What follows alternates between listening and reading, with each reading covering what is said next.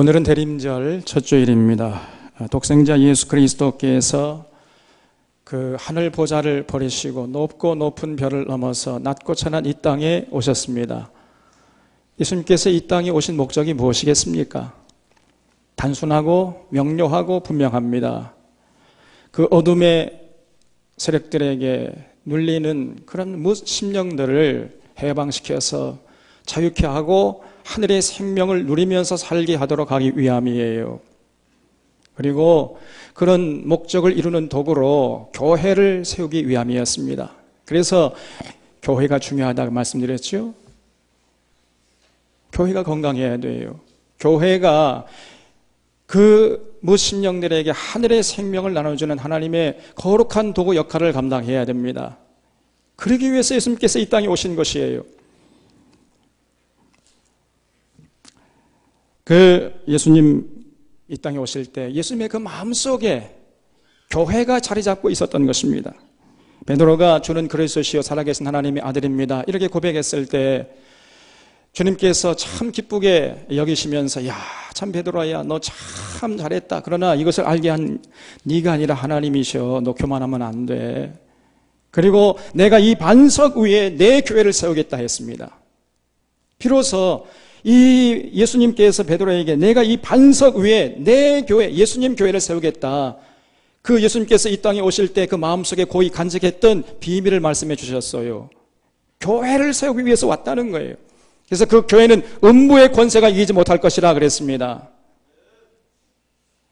음부의 권세에서 휘둘리는 그런 사람들을 불러 모아가지고 해방시켜서 자유케 하고 하늘의 생명을 누리는 그 공동체를 이루기 위해서 예수님께서 이 땅에 오셨다는 거예요. 그래서 문제가 교회가 건강해야 됩니다. 그래야 예수님께서 오셨던 그 목적을 이루어드릴 수 있는 거예요. 그런데 돌아보면 요즘 이 시대에 많은 교회가 건강치 못합니다. 건강한 교회에 대한 목마름이 심각해요. 아모스 선자가 예언한 대로 양식이 없어 주림이 아니며 물이 없어 가람이 아니라 하나님의 말씀을 듣지 못한 기갈이 심합니다. 그래서 그 기갈을 채우려고 사람들마다 이 바다에서 저 바다까지 동서남북으로 바삐왕래하지만은 그러나 그 기갈을 채울 수가 없어요. 오늘 이것이 한국교회의 현실이에요. 그래서 요즘 한국교회 안에는 교회 가지 않고 그냥 집에서 혼자 신앙생활하는 이런 사람들 가나안 성도라고 그래요. 가나안 성도. 이 가나안 성도가 100만 명을 넘어섰다는 통계가 있습니다. 우리 한국교회 기껏 요즘에 해봤자 한 700만 명 잡고 있는데 그래서 100만 명이 가나안 성도라는 거예요. 소위. 그래서 예수님은 좋지만은 교회는 나가기 싫다. 이런 사람들이 100만 명이 넘는다는 거예요. 왜입니까? 교회가 건강하지 못한 거예요. 교회에서 하나님 말씀을 듣지 못하고 보지 말아야 할 모습들을 너무 많이 보니까 도저히 교회 나가고 싶은 생각이 들지 않는 것입니다. 먼저 부르심을 받은 여러분과 제가 건강한 교회를 이루어야 할 사명과 책임이 여기 있다는 사실을 명심하시기를 바랍니다. 오늘 그 건강한 교회의 모델로 안디옥 교회를 둘 수 있습니다. 안디옥 교회는 모든 시대 모든 교회들이 본받을 만큼 참으로 건강한 교회였어요. 오늘날 한국 교회를 돌아볼 때 여러분 제가 이게 시간이 많아가지고 저 있는 거 시간밖에 없잖아요. 그래서 인터넷을 검색해 봤어요. 했더니 고린도 교회라는 이름을 쓰는 교회가 단 한 교회도 없더라고요. 야, 이제부터 우리 교회 이름을 고린도 교회라고 하자. 이렇게 하는 교회가 단 한 교회도 없었습니다. 이건 뭘 말하지요? 성경에서 보여주는 고린도 교회가 건강치 못한 교회였다는 거예요. 그러니까 누가 그런 교회 이름을 자기 교회 이름으로 삼겠습니까? 고린도 교회는 병든 교회였어요. 문제가 심각한 교회였습니다. 그런 교회에서 지금 방언을 하고 있었단 말이죠. 근데 그런 그 고린도 교회의 그 잘못된 모습을 오늘날 또 반복하는 교회들이 많아요. 고린도 교회들이 많습니다. 우리 광양중앙교회는 절대로 고린도 교회가 되지 않기를 바랍니다. 그리고 고린도 교회는 젖이나 먹는 갓난아기 같은 교회였단 말이에요. 그래서 문제투성이 교회였기 때문에 아무도 그 자기 교회 이름을 고린도 교회라고 하지 않은 그 교회가 없어요. 지금 역사적으로. 그런데 반면에 안디옥 교회라는 이름을 쓰는 교회가 몇 교회가 있을까? 제가요 네이버에 이렇게 쳐보니까 무려 우리 한국에만 40교회가 넘더라고요. 조금 놀라주세요. 안디옥 교회라는 이름을 쓰는 그런 교회가 40교회가 넘어요. 그럼 뭘 말합니까? 안디옥 교회가 건강한 교회였다는 거예요. 그래서 야, 우리도 저렇게 안디옥 교회 같은 건강한 교회를 이루자 해서 그 자기들의 교회 이름을 안디옥 교회라고 정한 이런 교회가 많아요. 여러분, 오늘날 이 땅에 수많은 교회들이 있지만은 말씀에서 나오는 안디옥 교회처럼 그 건강한 교회가 많지 않습니다. 안디옥 교회는 신약 성경에서 보면은 예루살렘 교회 다음으로 나오는 교회가 바로 안디옥 교회였어요. 이 안디옥 교회는 하나님이 기뻐하시는 교회였습니다. 초대교회뿐 아니라 기독교 역사상 가장 힘있게 가장 건강하게 서서 하나님을 기쁘시게 했던 이런 아름다운 교회였어요. 안디옥 교회는 우리가 가슴 깊이 간직해야 할 아름다운 모습들을 고스란히 간직하고 있는 것입니다. 오늘 그런 안디옥 교회의 아름다운 모습을 살펴보면서 은혜와 진리를 나누고자 하는 거예요. 오늘 본 말씀 26절 하반절을 보면 제자들이 안디옥에서 비로소 그리스도인이라 일컬음을 받게 되었더라 그랬습니다. 기독교 역사상 처음으로 예수 믿는 자들을 그리스도인이라 했다는 거예요. 사람들이 저 사람들은 그리스도인들이야 이렇게 말했다는 것입니다. 여기서 그리스도인이라는 말은 단지 그저 예수 믿는 사람들이 아닙니다. 그리스도인이란 말은 예수님을 주목하고 예수님을 사랑하고 예수님의 가르침을 따라서 순종하면서 이 땅에서 작은 예수로 살아가는 예수님을 따르는 자들이란 말이에요. 오늘날 우리 한국교회가 생각하는 자 그저 단순히 그 교회 나오는 그런 수준의 말이 아닙니다. 예수님을 믿고 경배할 뿐 아니라 예수님의 가르침을 마음에 새기고 현장에서 그 예수님의 가르침대로 살아가서 작은 예수라고 평가받는 이런 사람들이 가득 찬 교회가 안디옥 교회였다는 거예요. 어중이 떠중이가 없었어요. 그래서 안디옥 교회 성도들은 어두워지는 세상의 진리 횃불을 높이 들었던 것입니다. 타락해가는 역사를 건강케 하는 역사의 주인공들로 살았던 거예요. 이같이 너희 빛을 사람 앞에 비치게 하여 너희 착한 행실을 보고 그들로 하늘에 계신 하나님 아버지께 영광을 돌리게 하라. 이 예수님의 말씀을 현실로 만들어내는 사람들이 안디옥 교회 성도들이었어요. 그래서 안디옥 교회 성도들은 세상의 빛이 되었던 것입니다. 또 안디옥 교회는 복음이 유대 세계에서 이방 세계로 퍼져나가는데 결정적인 역할을 했어요. 그때까지만 해도 복음이 그저 유대 사회, 유다 울타리, 이 좁은 울타리에 갇혀 있었어요. 유대인들에게만 복음을 전했습니다. 그러나 안디옥 교회 성도들은 달랐어요. 그 유대 사회 울타리를 걷어치워버리고 그 헬라인에게까지도 복음을 전했다는 거지요. 그래서 20절 말씀을 보면 그 중에 구브로와 구레네 몇 사람이 안디옥에 이르러 헬라인에게도 말하여 주 예수를 전파하니 주의 손이 그들과 함께 하시며 수많은 사람이 믿고 주께 돌아오더라 그랬습니다. 안디옥 교회는 유대 사회라는 좁은 울타리를 벗어나서 복음을 전 세계에 퍼뜨린 주인공들이었어요. 그래서 그 안디옥 교회로 인해서 비로소 복음이 그리스로 로마로 전 유럽으로 퍼지게 되었던 것입니다. 저는 안디옥 교회는 단순히 많은 교회들 중에 하나가 아니었습니다. 그저 자기 교회 성장만을 추구하는 이러한 우물한 개구리식의 교회가 아니었어요. 주의 손이 함께 하시는 교회였고 하나님의 뜻을 이루어드렸던 교회였고 세계 선교의 최전선에서 새로운 역사의 물꼬를 트고 그 시대를 이끌었던 이런 교회가 안디옥 교회입니다, 여러분. 이렇게 안디옥 교회가 건강한 교회로 역사에 남을 수 있었던 비결이 무엇이겠어요? 첫 번째로 먼저 이 안디옥 교회의 성도들이 건강했습니다, 여러분. 19절 말씀 보겠습니다.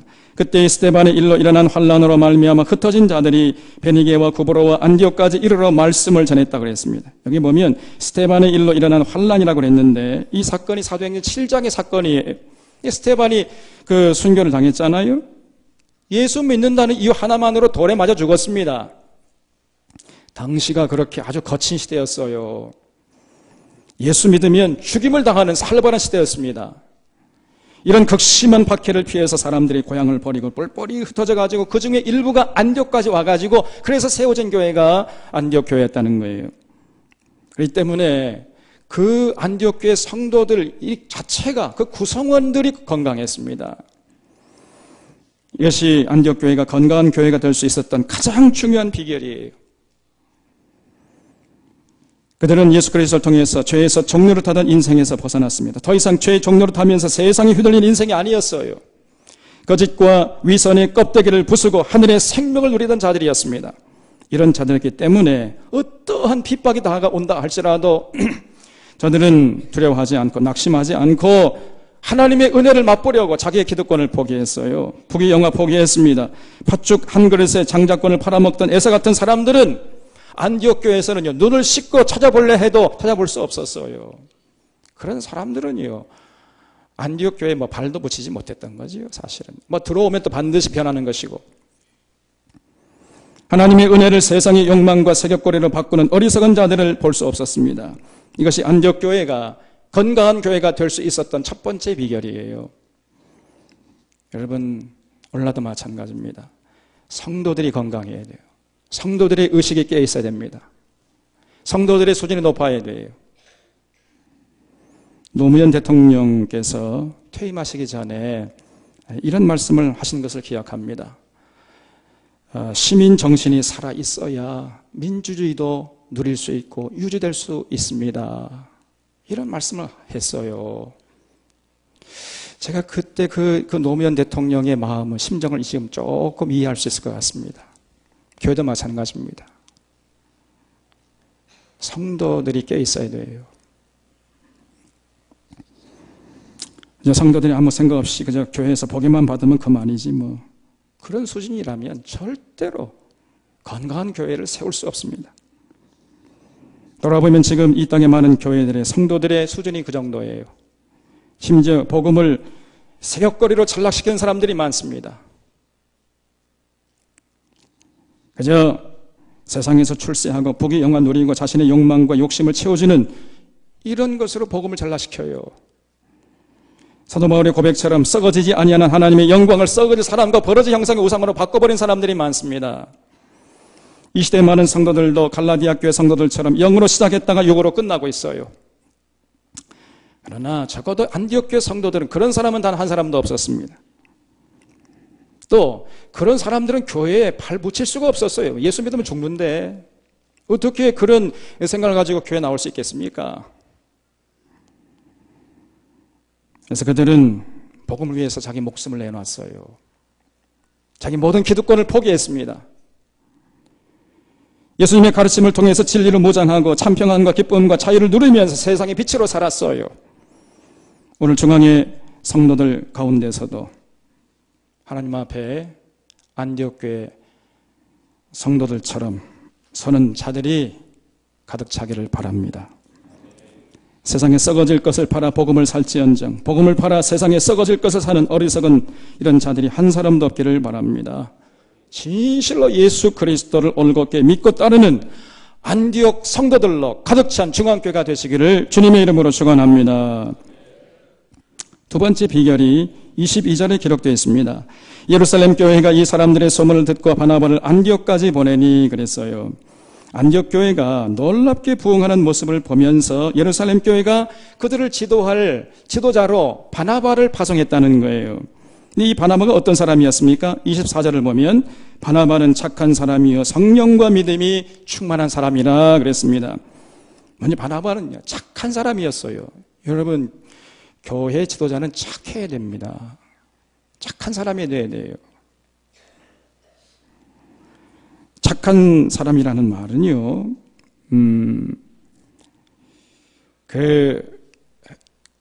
공동체를 위해서 자신이 희생할 줄 알고, 그리고 이웃의 입장도 이해할 줄 알고, 이런 사람이 착한 사람이죠. 과연 바나바는 착한 사람이었습니다. 사도행전 9장을 보면은 다메섹 도상에서 예수님을 만나가지고 바울이 회심했잖아요. 근데 많은 사람들이 그때 바울의 회심을 의심했어요. 저 사람이 진짜 회심한 것일까? 아니면은 예수 믿는 사람을 색출하려고, 그래서 잡아가려고 거짓으로 회심한 척하는 것인가? 그래서 바울의 그 회심의 진정성을 믿어주지 않았습니다. 그럴 때 바나바가 바울의 회심의 진정성을 믿어주고 예루살렘 교회에 정착할 수 있도록 도와준 사람이에요. 만약에 바나바가 없었더라면 바울이 예루살렘 교회에 정착할 수 없었습니다. 바나바의 도움을 받아서 바울이 예루살렘 교회에 정착해가지고 하나님의 큰 일을 감당할 수 있었어요. 또 사도행전 4장에 보면 바나바는 자신의 모든 소유를 팔아서 가난한 형제들을 구제하는 데 앞장섰다 그랬습니다. 바나바는 진정으로 착한 사람이었어요. 또 바나바는 성령과 믿음이 충만한 자라 그랬습니다. 성령과 믿음이 충만하다고 생각하면은, 말하면 어떤 사람들은 무슨 기적과 이적과 표적을 행하는 사람으로 생각해요. 오늘날 한국의 가장 큰 문제가 이 성령의 사역에 대해서 오해한다는 거예요. 지금 한국에서 하는 대부분의 성령 사역은 가짜들입니다. 엉터리들이에요. 그저 성령 사역하는 사람은 은사 받아가지고 점쟁이처럼 내 과를 훤히 꿰뚫어 보고 내 미래에 되어질 일을 예언해 주는 사람으로 생각해요. 아닙니다, 여러분. 그런 사람들은 성령에 충만한 사람이 아니고 가짜들이에요. 아주 사기꾼들이에요. 그런 사람들은요, 저 서울에 미아리에 가면 널려 있습니다. 미아리에 가면 많아요. 성경에서 보여주는 성령과 믿음이 충만한 자는 그런 사람이 아니고 예수님을 사랑하고 예수님 주목하고 예수님의 가르침에 충성하는 자예요. 이게 성령과 믿음이 충만한 자인 것입니다. 그래서 성령님은 보혜사 성령이요, 진리의 성령님이에요. 성령 충만한 사람은 어쩔 수 없이 반드시 예수님의 가르침을 주목하고 예수님의 가르침을, 진리를 깨닫고 진리로 무장해서 진리 따라 살려고 하는 것입니다. 이게 진짜 성령 충만한 사람이요. 그래서 오늘날도 마찬가지입니다. 교회가 건강하려면 일단 성도들이 건강해야 되고, 또 교회 지도자가 건강해야 돼요. 목회자가 건강해야 되고 당회원들이 건강해야 됩니다. 아무리 교회 성도들이 건강하려고 해도 지도자가 타락하고 부패하고 건강치 못한 사람이 딱 앉아있으면 어떻게 교회가 건강할 수 있겠습니까? 그럴 수 없는 거예요. 불가능합니다. 그래서 무엇보다 장로님들에게 이 시간 부탁드립니다. 장로님들에게는 성도들을 섬기도록 부름을 받았어요. 잊지 마세요. 장로님들은 인격과 신앙의 모든 면에서 성도들의 본이 되어야 됩니다. 그래야 권위가 생기고 성도들의 존경을 받고 주어진 사명을 감당하게 될 것입니다. 성도들이 장로님, 우리 장로님 이럴 정도가 되어야 돼요. 장로님은 이러면 되겠습니까? 이런 교회 우리 중앙에는 그런 교회가 없을 줄로, 그런 장로님이 없는 줄로 생각합니다만은, 그래서 그렇게 되려면 장로님들이 끊임없이 배우려고 해야 돼요. 그래서 모든 면에서 성장하고 성숙하는 모습들을 성도들 앞에 보여줘야 됩니다. 그래야만 밑에서 일어나고 있는 집사님, 젊은 집사들을 지도할 수 있을 것입니다. 하나님께서 장로님들에게 주님이 피값으로 사신 몸된 교회를 앞장서서 섬기도록 여러 가지 고난을 주신 거예요. 그 고난이 주어지면 책임도 따른다는 것을 잊어서는 안 됩니다. 그래서 훗날 하나님께서 그 주신 고난에 대한 책임을 반드시 장로님들에게 묻게 될 것입니다. 야고보서 3장 1절을 보면 장로님들에게는 하나님의 메이저급 심판이 기다리고 있다고 했어요. 그것을 명심하십시오. 그래서 철저하게 겸비하고 끊임없이 성도들 본이 되어서 성도들 앞에 모든 면에서 인정받고 존경받는 모습을 보이려고 해야 돼요. 이것만이 장로들이 살 길입니다. 안디옥교의 세 번째 비결은 23절에 기록되어 있습니다. 그가 이르러 하나님의 은혜를 보고 기뻐하여 모든 사람에게 굳건한 마음으로 주와 함께 머물러 있으라 권하니 그랬어요. 바나바가 예루살렘 교회 파송을 받아가지고 안디옥 교회에 도착한 다음에 터뜨린 일성이 뭡니까? 여러분, 이제 굳건한 마음으로 주님과 함께 주님께 붙어 있으십시오. 이렇게 외쳤어요. 이게 바나바의 일성입니다. 무슨 말이에요? 주님께 붙어 있는다는 말이 뭡니까? 우리 주님은 포도나무요, 우리는 그 가지잖아요. 우리가 어떻게 포도나무에 붙어 있을 수 있습니까? 그 예수님의 가르침을 마음판에 새기고 그 진리로 무장히 질 따라 살 때에 우리가 주님과 함께 있는 것이고 주님께 붙어 있는 것이 되는 거예요. 다시 말씀드려서 바나바가 도착하자마자 그 안디옥 교회 성도들에게 열심으로 예수님의 가르침을 가르쳤다는 거예요. 성경 말씀을 가르친 겁니다. 그 갈급한 영혼들이 생명수를 마시고 기가를 면했어요. 줄인 영혼들이 생명의 양식을 먹고 줄인 배를 채울 수 있었던 것입니다. 그래서 모든 성도들이 예수님과 함께 머물러 있을 수 있었습니다. 다시 말씀드려서 모든 성도들의 마음속에 그 예수님의 가르침의 진리로 가득 차 있었어요. 그래서 더 이상 썩어질 것을 추구하던 사람들이 아니었습니다. 예수 믿고 생각이 바뀌어졌고 인생관이 바뀌어지고 세계관이 바뀌어지고 가치관이 바뀌어지고 물질관이 바뀌어지고 모든 것이 바뀌어졌어요. 무엇으로? 성경 공부를 통해서 그렇게 된 것입니다. 그래서 조금 전에 우리 이 허장로님이 계속 기도만 강조해요. 그렇지 않습니다, 여러분. 제가 지금까지 말씀드렸잖아요. 아직도 깨닫지 못하고 있습니다. 예수 믿은 다음에 제일 먼저 해야 할 것이 성경 공부예요. 창조 요한계시록까지 하나님께서 우리에게 들려주신 이 성경 한 권도 빼지 말고 가르치고 배워서 말씀을 통해 진리를 무장하고 진리 따라 살도록 자극하고 격려하는 그런 교육 시스템이 살아있는 교회가 건강한 교회인 줄로 믿으시기 바랍니다, 여러분. 그런 교회를 반드시 세워야 돼요. 그리고 그런 교회를 세우는데 장로님들이 앞장을 서야 됩니다.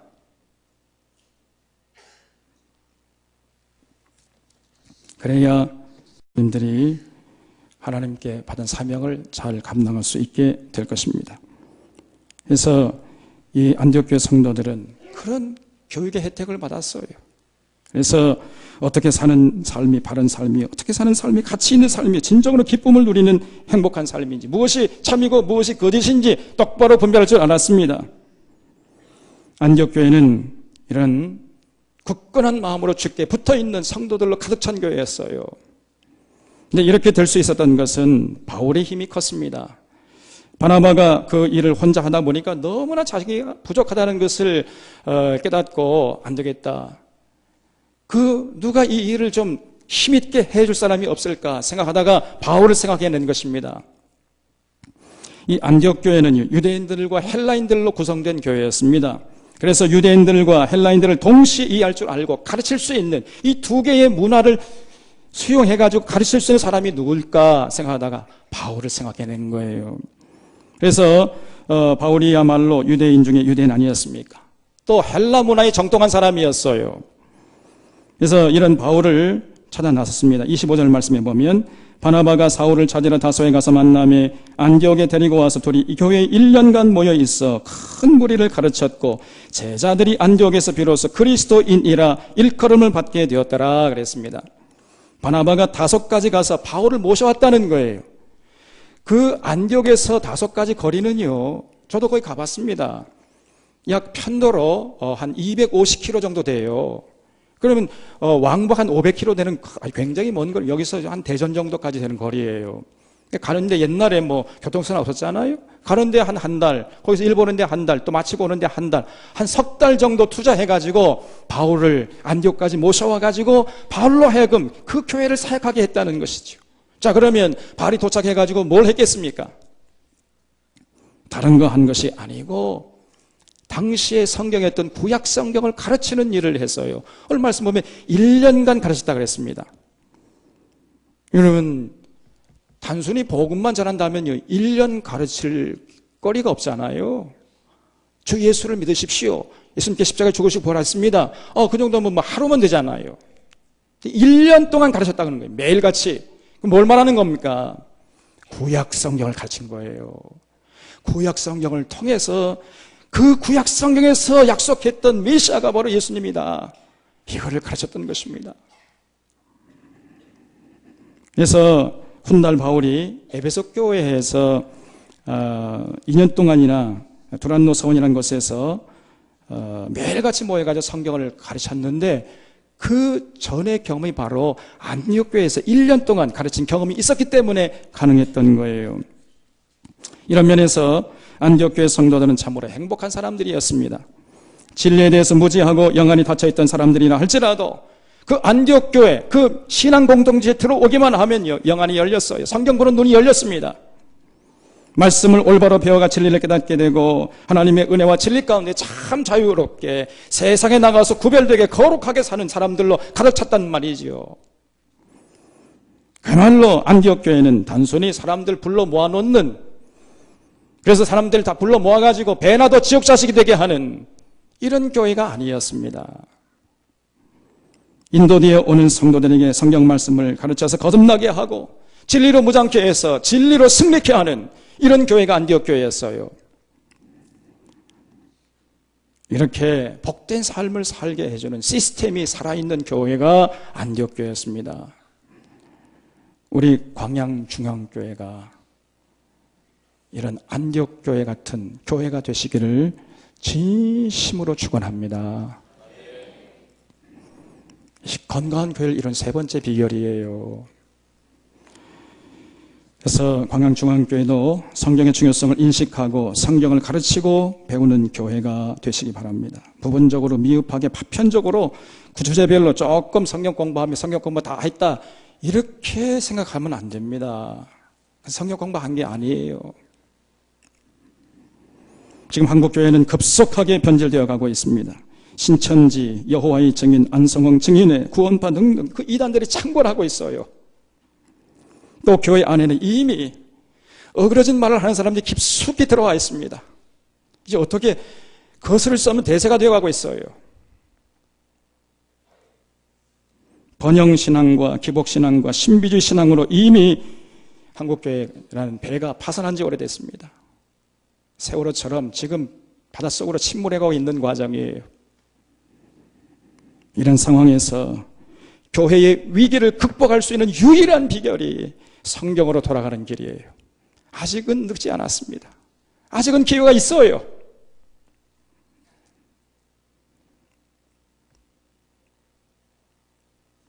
여기에 대해서 아직도 인식을 못하면 늦습니다.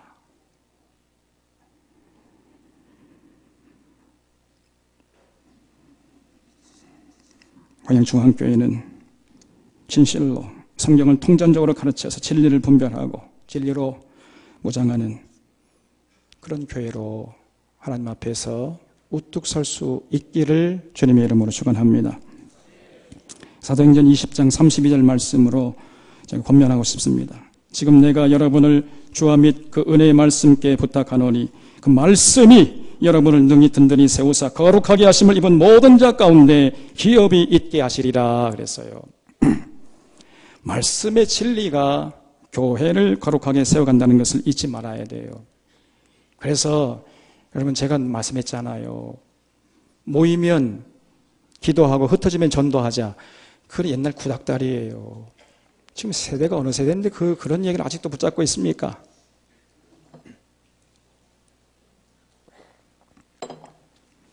이런 의식을 빨리 바꿔야 됩니다. 모이면 뭐 해야 된다고요? 성경 공부해야 된다 그랬잖아요. 모이면 성경 공부하고 흩어지면 전도하자? 그건 나중이라 그랬지요? 모이면 성경 공부하고 진리로 무장해서 흩어지면 거룩하게 살아야지요. 그런 거룩하게 삶을 사는 삶이 없이 전도하려니까 됩니까? 그래서 모이면 성경 공부하고 흩어지면 거룩하게 살자. 이게 표가 돼야 돼요. 그때 비로소 전도가 되는 것입니다. 그래서 우리의 착한 행실을 보고 그들로 하늘에 계신 하나님께 영광을 돌리는 역사가 일어나는 거예요. 그런 삶이 없이 전도하려니까 이게 어거지가 되는 것이 안 되는 것입니다. 너나 잘 믿으세요 그러잖아요. 믿지 않은 사람들이 나는 잘 살고 있으니까 너나 잘 살아. 그래서 빨리 우리 생각을 바꿔야 됩니다. 모이면 성경 공부하고 흩어지면 거룩하게 살아야 돼요. 이 모든 과정이 그게 바로 기도하는 것입니다. 기도가 너무 우리 생각이 개념이 좁아요. 우리가 성경 공부하는 것 자체가 기도예요.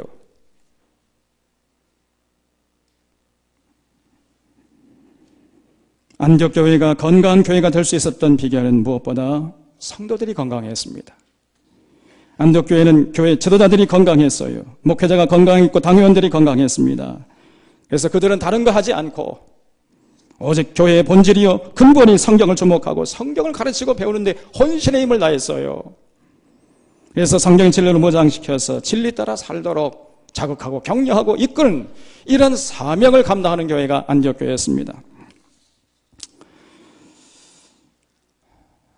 사랑하는 성도 여러분, 여러분도 이미 들어서 알고 계시겠습니다만 저는 이제 여러분들을 전국까지 인도해야 할 사명을 맡은 광양중앙교회 담임 목사직이라는 무거운 짐을 내려놓고 교회를 떠나고자 합니다. 이렇게 결정하기까지는 너무 힘들었습니다. 십자가의 도를 따르는 길이 어떤 길인가를 놓고 고민에 고민을 거듭하다가 이제 결단했습니다. 더 이상 자리를 지킬 수도 없고 지키는 것도 무의미하다, 이런 결론에 도달했습니다. 저는 약 11년 전에 하나님의 인도하심으로 일명식도 없는 광양중앙교회에 부임해서 지금까지 은혜와 진리 가운데 서는 건강한 교회를 이루고자 몸부림쳐 왔습니다. 이 시간 부족하지만은 바울이 에베소 교회 성도들에게 했던 고백을 인용하고 싶습니다. 아시아에 들어온 첫날부터 지금까지 내가 항상 여러분 가운데서 어떻게 행했는지 여러분도 아는 바니 곧 모든 겸손과 눈물이며 유대인의 관계로 말미암아 당한 시험을 참고 주를 섬긴 것과 유익한 것은 무엇이든지 공중 앞에서나 각 집에서나 꺼리낌 없이 여러분에게 전하여 가르치고 유대인과 헬라인들에게 하나님께 대한 회개와 우리 주 예수 그리스도께 대한 믿음을 증언한 것이라. 27절 말씀 보면 사도행전 20장 27절에 그러므로 오늘 여러분에게 증언하거니와 모든 사람의 피에 대하여 내가 깨끗하니 이는 내가 꺼리지 않고 하나님의 뜻을 다 여러분에게 전하였음이니라 그랬습니다. 저도 똑같은 말을 하고 싶습니다. 하나님의 은혜와 진리를 가감하지 않고 거리낌 없이 여러분에게 다 전했습니다. 저는 이제 모든 사람의 피에 대해서 깨끗하다고 감히 말하고 싶습니다. 이제 떠날 때가 되었습니다. 회자 정리예요. 너무 슬퍼하지 마십시오. 사람이 만나면 헤어지게 되는 겁니다. 조금 일찍 헤어질 것뿐인 거예요. 은혜와 진리를 사모하는 성도들의 곁을 떠나는 것이 제게는 너무 고통스럽지만은 그러나 사람은 떠날 때를 잘 알고 처신해야 됩니다. 이제 건강한 교회를 이루는 몫을 여러 성도님들에게 남겨두고 저는 홀가분하게 떠나고자 합니다. 아무쪼록 광양중앙교회가 안디옥 교회 같은 교회가 되어서 이 땅에 오시는 아기 예수님을 진실로 기쁘게 해드리는 이런 아름다운 교회가 되시기를 주님의 이름으로 축원합니다.